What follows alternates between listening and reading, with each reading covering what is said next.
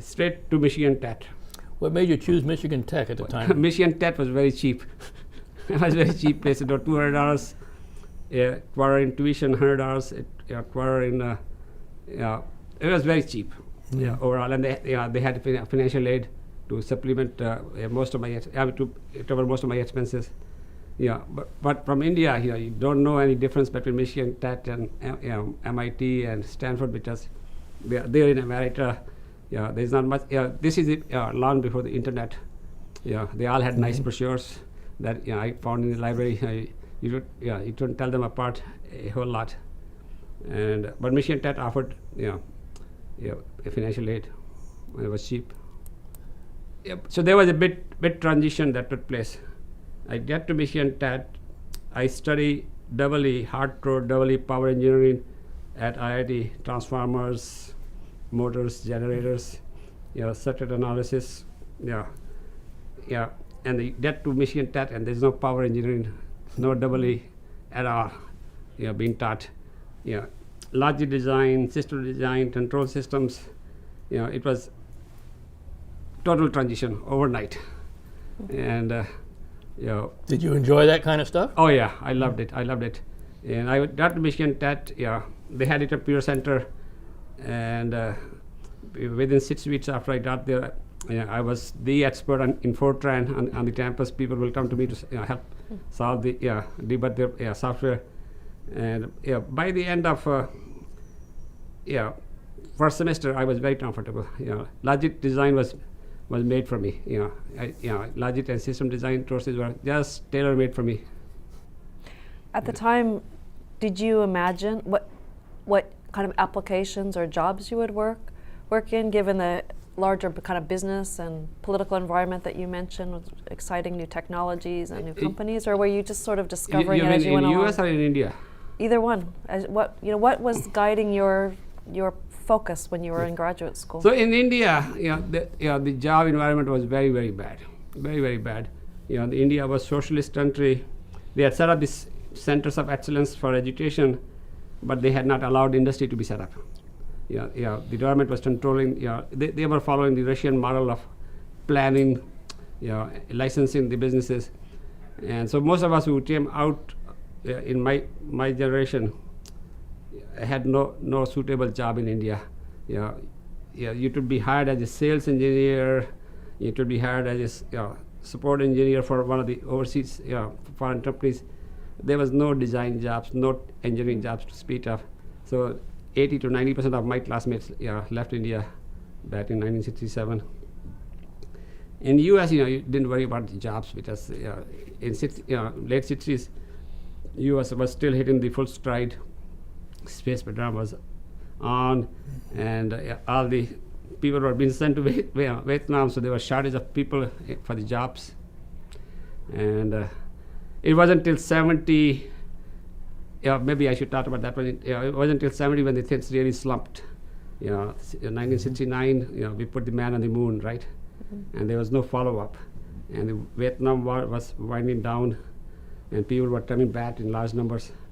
And there was a recession, and I got my first job at Michigan Tech through the placement office at a company called EAI, which was an analog and hybrid computing company in New Jersey.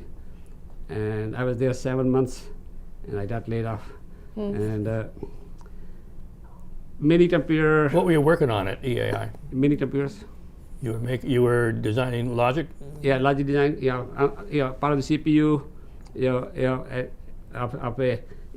EAI had a mini computer, which mostly was sold as a part of hybrid machine. They had analog computers and the mini computer, and they were doing the next generation of mini computers that I was hired for. Were there other opportunities that you could have had, or was that the only one? It was just the ideal thing for me to be doing. I had a job offer from IBM. Maybe I should tell that story also. Sure. I had a job offer from IBM also at the time. We all did at that time. And so I didn't accept IBM job offer. I went to the smaller EAI in New Jersey, and then I got laid off at EAI 7 months later, 8 months later. So I reapplied to IBM for the job, and IBM sent me a letter that I still have saved, 48 years later, which said that I was not eligible for a job at IBM for life because I had turned them down without sufficient explanation. Why didn't I accept this job the year before? They made me an offer. I said I wasn't terminated. They sent me a letter saying, please explain why aren't you terminated? And I ignored that letter. And so so when I reapplied a year later, they remembered. You had a file on you. They had a file on me. They had a dossier on me. They remembered, and they said, I was not eligible for. And I said, oh my God, IBM was 80% of the industry back then, Yeah. and I'm not eligible for a job at IBM ever. And but my boss, that Ron Heatott, He was at EAI. he was my boss at EI. He was my boss at EI. So he had gone down to SEL. Did he get laid off as well? Well, we all got laid off. Ah. The whole thing was being shut down, right? The whole mini computer I see. was being shut down, and so he, he accepted the job at SCL, Systems Engineering Labs in Fort Lauderdale, and so I called him up. He said, "Yeah, come on down. We'll have a job for you."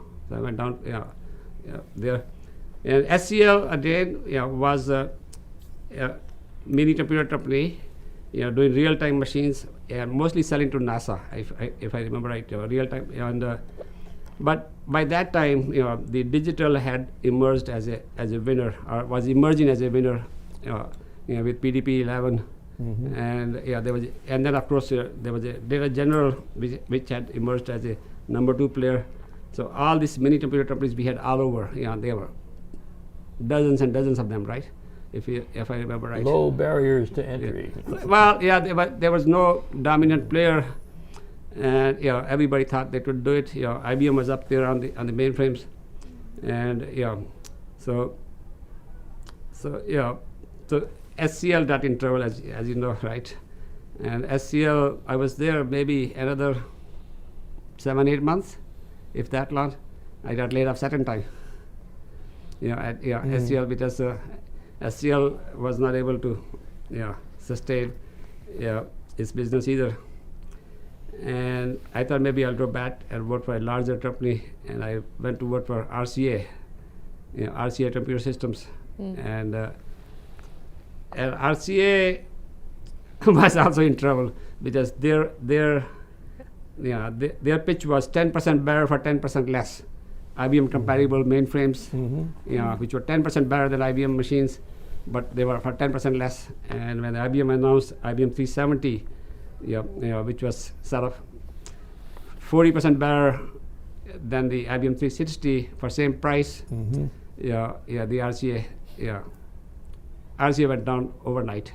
We heard on the NBC News, that RCA will be shutting down before the end of the year. This is around September. So you knew that end of the year your job is done, and we didn't hear from RCA itself for another month inside the company that they are shutting down.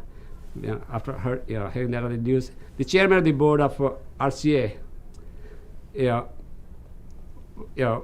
was also the chairman of the board of NBC, and NBC and RCA were both part of the RCA. And he announced that they were pulling out of computer business, and so that was in the late 71, and I came out west here, and so I was in the valley in late 71. Go ahead 71 was also a very bad time for US. If you remember, there was a very big recession. Vietnam War had gone horribly around, and there was a lack of confidence in U.S. Space program was having problems, and so U.S., which was at the top of its game in '67, confident, was sort of not so confident in '71, and especially on the East Coast, which is where the center of gravity was. So coming out west, it was a different world. You came from Fort Lauderdale to California, the mood is upbeat. We own the world. None of the problems that that you felt on the East Coast were being seen as problems here. This whole new industry was emerging, and it was a very, very big change for me as an individual. But it suited me just fine because here I come here and I love logic design, system design, and jobs are plentiful. You could get a new job every week if you wanted to.